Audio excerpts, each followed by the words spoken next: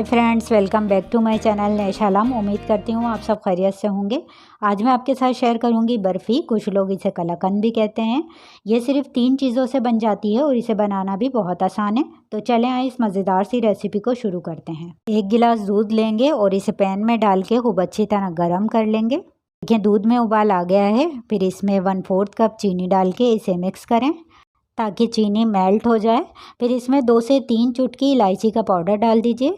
इन सब चीज़ों को मिक्स कर लें और चूल्हे की आंच मीडियम टू लो करके अब इसमें मिल्क पाउडर शामिल करेंगे।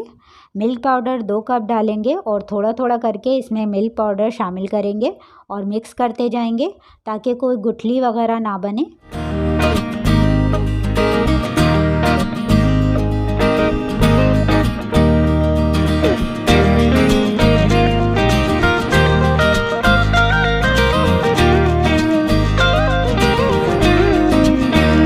इसी तरह सारे मिक्सचर को हम पकाएंगे और लगातार चलाते हुए ये गाढ़ा होने लगेगा।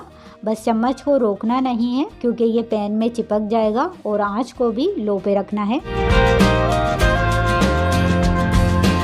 अब इसमें 1 टेबलस्पून घी का शामिल करेंगे और घी को भी इसमें मिक्स करके चम्मच से चलाते रहेंगे।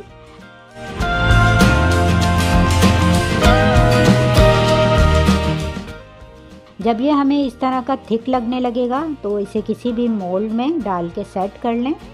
मैंने ये केक का मोल्ड लिया है। जो भी चीज़ आप लें पहले इसे ऑयल से ग्रीस कर लें, फिर इसमें बटर पेपर लगा दें ताकि बर्फ़ी आसानी से निकल जाएगी। बटर पेपर के ऊपर भी ऑयल लगा दें। इस तरह से ये मोल्ड मैंने रेडी कर लिया है। अब इसमें सारा बर्फ़ी का मिक्सचर डालेंगे और इसे अच्छी तरह से फैला के सेट कर लें।